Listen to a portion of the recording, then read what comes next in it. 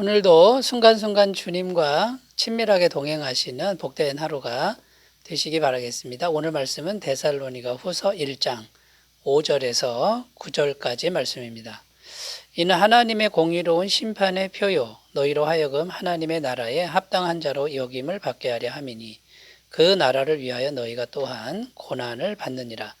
너희로 환난 받게 하는 자들에게는 환난으로 갚으시고 환난을 받는 너희에게는 우리와 함께 안식으로 갚으시는 것이 하나님의 공이시니 주 예수께서 자기의 능력의 천사들과 함께 하늘로부터 불꽃 가운데 나타나실 때에 하나님을 모르는 자들과 우리 주 예수의 복음에 복종하지 않는 자들에게 형벌을 내리시리니 이런 자들은 주의 얼굴과 그의 힘의 영광을 떠나 영원한 멸망의 형벌을 받으리로다. 아멘. 5절 말씀에 보면 첫 부분에 이는 하나님의 공의로운 심판의 표요 이렇게 시작합니다. 자, 하나님의 공의로운 심판의 표라고 하면서 이는 이렇게 되어 있죠. 이는 하나님의 공의로운 심판의 표다 할 때 이가 의미하는 게 이제 뭐냐면요. 성도들이 당하는 고난 또는 환난. 그러니까 고난과 환난은 하나님의 공의로운 심판의 표다. 이제 이렇게 되는 거죠. 지금 5절 말씀 시작 부분에서 바울은 고난과 환난에 대해서 말하고 싶은 겁니다. 그래서 고난과 환난의 영적인 의미, 하나님께서 성도에게 허락하시는 고난과 환난이 있는데 이것은 하나님의 깊은 섭리가 담겨 있다라는 거죠. 그래서 이 고난과 환난에 대한 영적인 의미를 오늘 본문 말씀은 우리에게 이제 말해주고 있다라는 것이죠. 자, 그러면 이 고난과 환난에 대해서 지금 바울이 왜 말하는 겁니까? 데살로니가 교회 성도들이 고난과 환난 중에 있었기 때문입니다. 근데 이 고난과 환난을 지금 잘 견디고 있는 거죠. 그런데 또 낙심할 수 있으니까 자칫 잘못하면 낙심할 수 있으니까 다시 한번 이 고난과 환난에 대해서 격려하고 그 다음에 이 고난과 환난에 담긴 영적인 의미를 더 깊게 설명하는 걸 통해서 좀 더 이제 잘 견딜 수 있도록 힘을 불어넣어주는 그런 의도가 있는 겁니다. 그래서 오늘 본문 말씀을 통해서 우리가 당하는 성도가 당하는 고난, 성도가 당하는 환난이 어떤 영적인 의미가 있는지 같이 살펴보고요. 우리가 당하는 고난과 환난 중에서도 힘을 내는 그런 시간이 되셨으면 좋겠습니다. 자, 첫 번째 의미입니다. 첫 번째는요, 이 고난과 환난은 하나님 나라에 합당한 자라는 것을, 합당한 사람이라는 것을 증거해 주는 것이다. 이런 의미가 있다라는 거죠. 자, 5절에 보면 이는 하나님의 공의로운 심판의 표요 너희로 하여금 하나님의 나라에 합당한 자로 여김을 받게 하려 함이니 그 나라를 위하여 너희가 또한 고난을 받느니라. 여기 보면 하나님 나라에 합당한 자의 증거가 이 땅에서 고난과 환난 받는 것이다 라고 표현하고 있는 겁니다. 다시 말하면 이 땅에서 고난과 환난이 없다. 그러면 그 사람은 하나님 나라에 합당한 사람이 아니다. 이제 이런 의미가 되는 거죠. 여러분 왜 그렇게 될까요? 이 세상의 가치관과 하나님 나라는 같이 갈 수가 없습니다. 상충된다라는 것이죠. 어느 한쪽이 커지면 어느 한쪽은 작아질 수밖에 없는 이제 이런 구조라는 겁니다. 세상의 가치관과 하나님 나라 가치관은 명백히 다르고요. 세상의 영은 마귀죠. 또 하나님의 영은 성령님이시니까 성령님과 마귀가 어떻게 같이 할 수 있습니까? 안 되는 거죠. 에베소서 2장 2절에서 3절입니다. 그때에 너희는 그 가운데서 행하여 이 세상 풍조를 따르고 공중에 권세 잡은 자를 따랐으니 곧 지금 불순종의 아들들 가운데서 역사하는 영이라. 전에는 우리도 다 그 가운데서 우리 육체와 욕심을 따라 지내며 육체와 마음에 원하는 것을 하여 다른 이들과 같이 본질상 진노의 자녀이었더니 여기 공중에 권세 잡은 자가 마귀 아닙니까? 그러니까 하나님께 순종하지 않는 사람들 가운데서 역사한다. 그 사람들을 충동하고 생각으로 움직이는 그런 존재가 마귀라는 것이죠. 그러니까 여러분, 성령을 모신, 하나님을 모신 성도는 당연히 이런 사람들과 부딪힐 수밖에 없다라는 거고, 그 과정에서 고난과 환란이 올 수밖에 없다라는 겁니다. 그래서 성도는 세상에서 경건하게 살고자 애를 쓰면 쓸수록 더 박해를 받는다. 성경은 이렇게 증언합니다. 디모데후서 3장 12절입니다. 무릇 그리스도 예수 안에서 경건하게 살고자 하는 자는 박해를 받으리라.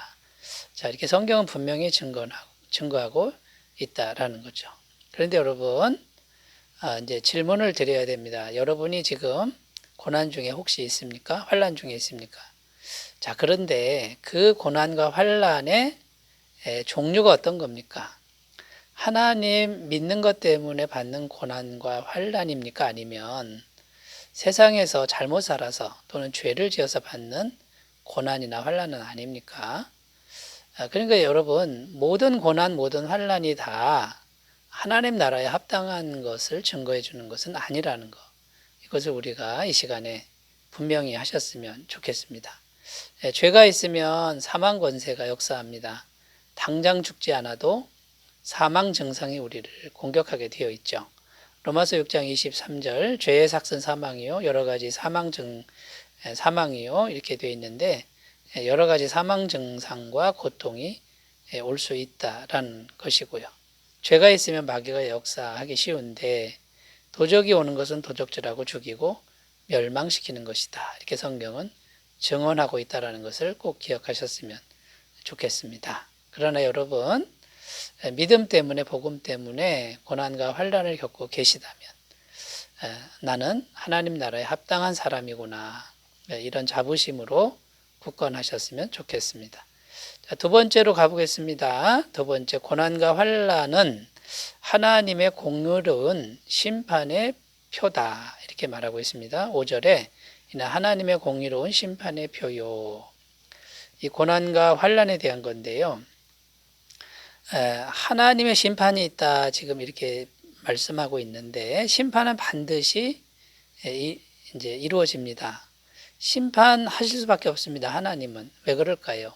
하나님은 공의로우신 분이고 100% 거룩한 분이기 때문에 이 세상의 죄를 그냥 지나칠 수 없는 겁니다. 그러니까 죄가 있고 범죄가 있기 때문에 공의로우신 하나님이 당연히 심판하시죠. 심판이 없다. 이거는 있을 수가 없는 겁니다. 그런데 심판의 원칙이 나오는데 그것이 뭐냐면 공의다 이렇게 되어 있습니다. 공평하다 이런 뜻인데 쉽게 말해서 한마디로 요약하면 행한 대로 보응하신다. 행한 대로 심판하신다. 이런 의미가 되는 겁니다. 데살로니가후서 1장 6절 7절 너희로 환난을 받게 하는 자들에게는 환난으로 갚으시고 환난을 받는 너희에게는 우리와 함께 안식으로 갚으시는 것이 하나님의 공이시니. 자, 그러니까 여러분, 성도가 하나님의 뜻을 따라 바르게 살려고 하는데 하나님 모르는 그런 세력들이 성도를 환난받게 합니다. 공격합니다. 자, 그러면 이 땅에서는 계속해서 그렇게 지낼 수 있습니다만 심판의 때가 오면 의로우신 재판장이신 하나님은 이것을 그냥 지나칠 수가 없다라는 거죠. 성도를 환난 중에 밀어넣는 사람들에게는 환난으로 갚고 그다음에 환난 받는 성도에게는 끝까지 믿음을 지키려고 했던 성도에게는 안식으로 갚아주신다. 당연하지 않겠습니까? 하나님의 공의라고 지금 말을 하고 있는 거죠. 자, 그러면 여러분 이 믿음을 가진 우리가 이제 오늘을 어떻게 살아야 되겠습니까? 반드시 하나님의 심판은 있고 안식으로 갚아주신다라고 하는 약속의 말씀을 붙들어야 되겠죠.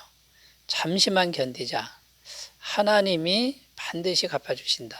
서로 격려해야 되겠죠. 그리고 지금 당하는 환난, 고난 지나치게 두려워하지 않게 됩니다. 왜냐하면 전능하신 하나님의 손에 있기 때문에. 그리고 나를 공격하는 대상을 지나치게 미워하지 않게 되죠. 왜냐하면 하나님이 친히 원수를 갚기 때문에 나는 미움의 노예가 되지 않을 수 있다라는 겁니다. 자, 그러면 여러분 이 고난과 환난에 담긴 이런 영적인 의미를 우리가 생각하면 생각할수록 어떻게 되겠습니까? 자, 우리가 말하자면 더 강건해지는 진짜 성도가 되는 그런 길이 될 줄로 믿습니다. 자, 세 번째, 고난과 환난에 대한 영적 의미 세 번째는요, 고난을 이기신 주님의 영광에 동참하게 한다. 지금 이렇게 증거하고 있죠. 7절 하반절에 주 예수께서 자기의 능력의 천사들과 함께 하늘로부터 불꽃 가운데에 나타나실 때에, 자, 이렇게 기록하는데, 주님께서 마지막 날에 재림하시는 모습을 표현하고 있습니다. 능력의 천사들과 함께 온다. 천군 천사들의 이제 호위를 받으면서 이제 오는 모습이죠. 그 다음에 불꽃처럼 임한다 이렇게 되어 있는데 이 불꽃은 실제 불이 아니고요. 거룩하신 주님이 불꽃처럼 임하신다 이 말은 죄를 태우는 거고 세상에 허영과 교만을 불태운다 이제 이런 의미가 되는 겁니다. 그러니까 주님이 재림하실 때는 이 세상에 높아진 것들, 더러운 것들은 다 불살라 버리듯이 그렇게 완벽한 거룩함으로 오신다라는 것이죠. 자, 그런데 이렇게 영광스럽게 오는 그 주님의 영광에 성도가 같이 동참하게 되는 겁니다. 우리나라 대통령이 이제 외국에 나갔다가 들어오면은 차를 타고 또 국민들의 어떤 환호와 태극기 이런 것들이 있었던 시절이 있었죠. 그 대통령이 탄 차에 같이 올라타는 그런 걸 생각하면 여러분 얼마나 큰 영광입니까? 그런데 예수님이 오시는 그 영광의 행차에 성도들을 태우신다라는 겁니다. 주님의 영광에 동참시킨다라는 것이죠. 이 얼마나 큰 기쁨이고 소망입니까?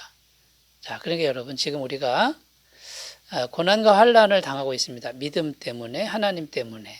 그렇다 그러면 주님이 오실 때 우리를 끌어올려서 우리를 주님과 함께 나란히 앉혀서 영광스러운 행진을 하게 될 거라는 이 소망을 꼭 가지셨으면 좋겠습니다. 골로새서 3장 4절입니다. 우리 생명이신 그리스도께서 나타나실 그때에 너희도 그와 함께 영광 중에 나타나리라.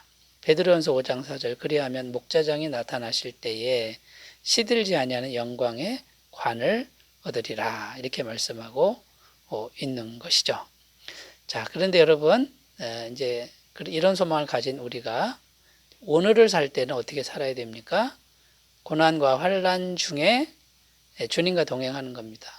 주님이 오실 때 영광에 동참하는 것처럼 이 땅에서는요. 주님과 함께 고난과 환난에 동참하는 거죠. 요한복음 15장 19절 너희가 세상에 속하였으면 세상이 자기의 것을 사랑할 것이나 너희는 세상에 속한 자가 아니요 도리어 내가 너희를 세상에서 택하였기 때문에 세상이 너를 미워하느니라. 주님을 미워한 세상이 성도도 미워한다. 그러면 같이 주님과 함께 미움받는 겁니다. 그것이 주님의 영광에 동참하는 길이 될 줄로 믿습니다. 용기와 힘을 내시는 날마다의 삶이 되셨으면 좋겠습니다. 기도합니다. 하나님 아버지, 성도에게 고난과 환난은 참으로 깊은 영적인 의미가 있는데 이것을 깊이 생각하면서 날마다 인내할 수 있도록 도와주옵소서. 예수님의 이름으로 기도드립니다. 아멘. 성령 충만한 하루 되시기 바라겠습니다. 감사합니다.